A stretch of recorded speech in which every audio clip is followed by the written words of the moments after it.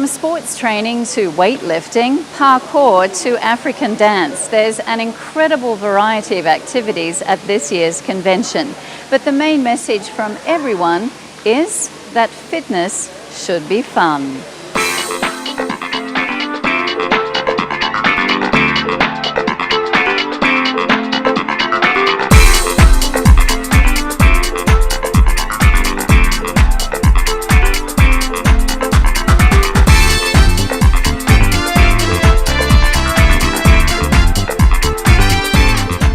Following on its growing success over the past 3 years, the Asia Fitness Convention was once again held in Thailand, but this year moved away from Bangkok to Pattaya.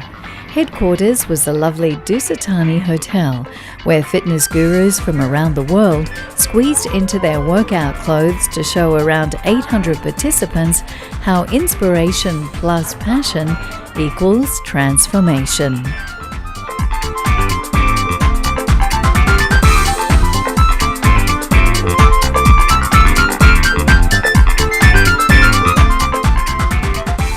Canadian Peter Twist is one of the most successful trainers and performance coaches of all time. He trained many of the teams in the National Hockey League and has himself overcome cancer through fitness. Well, Peter Twist is one of the stars of the convention here, and fitness is not just about looking good and feeling good, it's about saving your life too, isn't it? Quite often it is for many people, yeah. And having the physicality and the mental strength to keep ramping up in life. You know, we like to say you need to be your best when your best is needed. And ultimately, whether it's a sport championship under fatigue or something like cancer or a challenge, you sink to the level of your training. So you definitely want to give yourself a head start and have a bit of a buffer to sink down to, as well as sort of the mental strength that you're used to. Challenging yourself, because everyone's going to need to draw upon that at some time. Now, I heard that you had an illness once too, and that fitness sort of helped pull you out of that. I had a little wrinkle to iron out, yeah. I was surprised with stage 4 cancer in my head and my neck and through my lymph system. It was caught at the last minute, let's say. So my back was against the wall. But yeah, certainly my fitness and my strength, you use that to attack and battle, and you also need a reservoir because your body's going to start to get destroyed. And if you're starting here and lowering versus starting here, that buffer. But a lot of it's a mindset. You know, how are you used to approaching each day, and can you find extra effort and so on? And I think we all need to be in training for that. So what would your message be to anyone who's here at this convention or is thinking about fitness? Well, from how you started out the interview, I would say right to that, you need to be your best when your best is needed.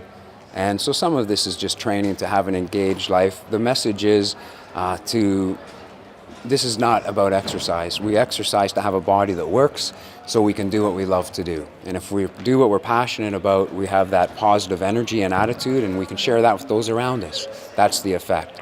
But when we do have a few serious challenges in life, we need to be our best when our best is needed. And so I'm in training for my next goal that I want to achieve. I'm in training for my next challenge that I might not want to have, but have to face. And it's important to be ready. So that's the message, is to be ready. Great. Thanks a lot, Peter. You're welcome. Thank you. Dr. Suzanne Hoesley is one of the key founders and organisers of this annual event, and has over 20 years of experience in education and training in Asia. For a lot of people, working out, fitness was a chore, or used to be thought of as a chore, and for a lot of people it's considered that way. But from what I see around here, it's actually a lot of fun. It's great fun. People who like working out, and for them this is enjoyment. They've got 3 full days of non-stop exercise from 7 a.m. till 7 p.m.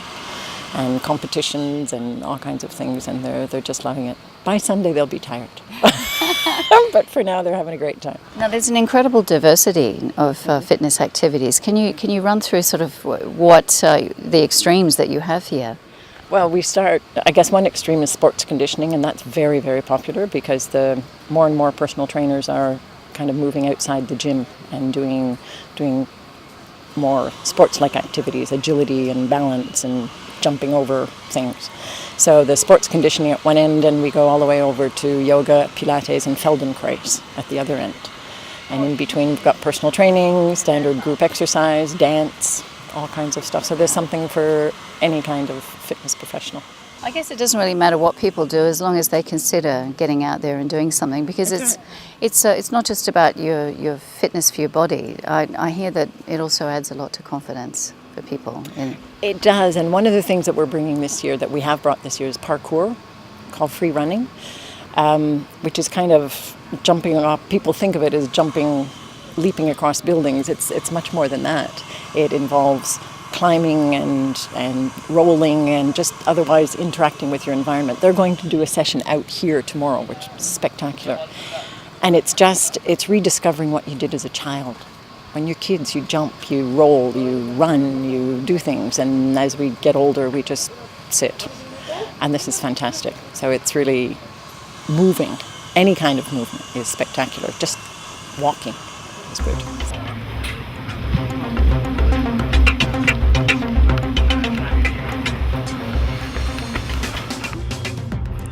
The Asian debut of parkour, or free running, also took off here. Stefan, this is the first time Parkour Generations has been to the AFC. What sort of reception have you had so far? Well, yes, it's the first time that Parkour has been presented for the EFC this year, and so far it's a way for us to present Parkour to the fitness people and fitness industry. The feedback are really, really good. People are really enthusiastic. There's a lot of good energy. It's quite new, so there's a lot of discovering. They're quite curious, a little bit afraid, but as soon as they start, they really enjoy it. It reminds me of what it was like when I was a kid, tumbling, jumping, climbing over everything. Is that what you're trying to encourage people to think about, what they used to do when they were young? Yes, exactly. Parkour is reclaiming our deep nature. The fitness now, exercises or industry went to a very, very complex, way of training, using a lot of equipments and all that, and all that way of thinking. And Parkour is just coming back to the roots, to the origin, using the body very naturally, play around with and interact with your environment in a different way. As you said, a lot of kids, we do this very naturally. We just stop as we grow up, we just go to work or go, and the society tells us it's not really good to do that anymore, but it's a very natural activity. Among the highlights of the convention, the Fitness Idol competition.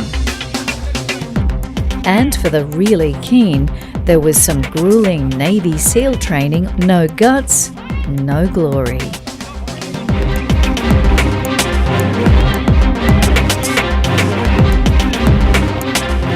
If you like to keep fit by moving to music, then how about some African dance? This is a workout you won't forget.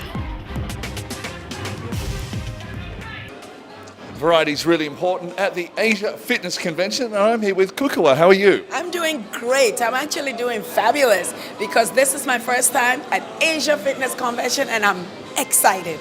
So what have you got in store for us? Well, this morning at 6:45, I did my first class for Asia called African Energizer, and I introduced them to African dancing for the first time. The room was packed, and everybody in there from all walks of life enjoyed moving their boomsie. That's what I call it.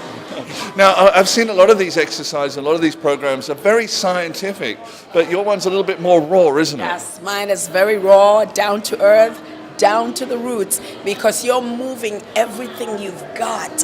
First of all, it's bare feet, so that you can feel the ground, number one, and second of all, you're connected to Mother Earth when you do that. And I come in with the movements from your head, because with African dance you have to move your head, you have to move your rib cage, and let's not forget the boomsie. So when you put all that together, it's like moving 4 or 5 components at one time.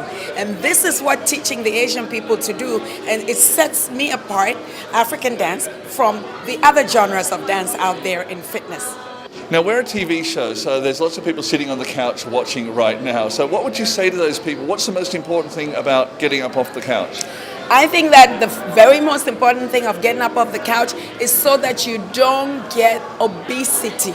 The whole point about working out for us in our life is you want to enjoy what you do. You don't want to sit on the couch always just flipping it. You want to move. Now with an exciting workout such as kukua dance, it forces you, okay, and I should say really entices you because the music, okay, then the movement, you want to try it. You want to. So it's inviting and it pulls people off the couch very easily. Once that music comes on, you're sold. It's a goner. The rhythm gets you. The Thank you very much. Gets you. You're welcome. Thank you. It's my pleasure. The commentators who kept everyone moving were also characters themselves and reinforced the credo that fitness should also be fun. Those of you who are coming back, Suzanne asked me to take 1 minute of your time by presenting our theme, which is transformation. Oh, thanks. PowerPoint. Nothing prepared, but I'd love to set it here. I'm at the Asia Fitness Convention with Lawrence, who's definitely one of the stars of the show amongst many stars. Hey Lawrence, thanks for your time. Thanks for having me here, Billy. Now Lawrence, what went wrong? You were destined for a career in showbiz and you ended up in the fitness industry. How did that happen? Funny to say, I think it is a compliment, thank you, but in 1983 I was going to be a diplomat, so I was studying languages, and my father died of heart disease, my mom had open heart surgery, my only brother died of a heart attack at 38, and I decided to get my first physical and realized that I was not healthy and I inherited some congenital heart defects, and I started changing my life through movement and meals.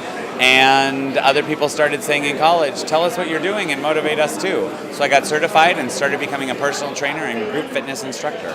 Did you ever think it would enable you to travel the world and to teach people what you've learnt yourself? Well, Billy, having a language background helped me travel the world and speak some other Romance languages, but then I realized that the common language is smiling, right? Everyone smiles in the same language, but I didn't know it was going to take me around the world, and look what we're doing today, right? At AFC in Bangkok, the melting pot cultural center to put your finger on the pulse of fitness. Everybody comes right here to Pattaya this year and finding out the latest exercise trends from around the world to improve your life. Now, one thing I've noticed about the convention is everyone talks very much about giving things back. How important is that? I think in this society, we're talking about so much about me, my cell phone, my iPad, my apps, my life, my to-do list. But in fitness, really, you have to look outside of yourself. And as personal trainers, group fitness instructors, we want to empower others, ultimately, not to need us. The best trainers render themselves unnecessary. The best teachers make you a COL, a champion of living. It's not about what happens in that hour with me. It's how I make your life better for everything you have to do, Billy, for the next 23 hours in your life till you're back with me. So that's giving back, right? Making people responsible and accountable for their own lives. So it's time to get up and flex those muscles. You too can be the change you wish to see.